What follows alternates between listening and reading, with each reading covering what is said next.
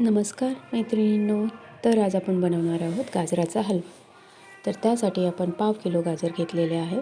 ते गाजर व्यवस्थित स्वच्छ धुवून किसून घ्यायचे आहे. तर मी माझ्याकडे मोठी किसणी पण आहे, पण छोट्या किसणीनेच मी काय केलं, इथे सगळा गाजर असा छान पद्धतीने किसून घेतलेला आहे.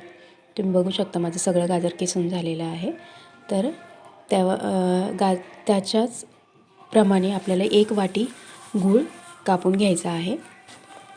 बघा, 1 वाटी गूळ घेतला आहे. तुम्ही साखर पण यूज करू शकता, पण मी जास्त पौष्टिक व्हावा म्हणून मी गूळ घेतला आहे. तर आपल्याला आता पॅन घ्यायचा आहे. पॅनमध्ये 1 चमचा तूप टाका. तूप चांगलं वितळलं, गरम झालं की त्याच्यामध्ये आपल्याला गाजराचा किसलेला गाजर ॲड करू चांगला परतवून घ्यायचा आहे.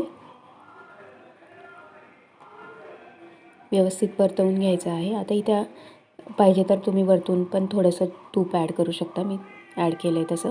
दुधाची साय असेल तर ॲड करू शकता, पण मी प्रिफर तूप केलं आहे. ठीक आहे, तूप टाकलं, परतवून घ्या व्यवस्थित. नंतर थोडंसं चवीपुरतं आपल्याला काय टाकायचं आहे, मीठ टाकायचं आहे आणि व्यवस्थित परतून आपल्याला झाकण ठेवून वाफवून घ्यायचं आहे. अशा पद्धतीने वाफवलं आहे 2 ते 4 मिनटं. तर बघू शकता चांगलं वाफवलं आहे. तर ह्याच्यामध्ये आपल्याला आता गूळ ॲड करायचा आहे. तसंच तुमच्याकडे असेल तर वेलची पूड किंवा जायफळ थोडंसं ॲड केलं तर छान चव येते ह्याला.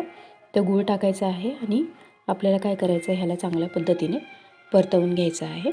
तर गूळ टाकल्यानंतर जरा पाणी सोडतं, पण ते पाणी पूर्णपणे सोक होईपर्यंत आपल्याला टाकायचं आहे, हलवून घ्यायचं आहे.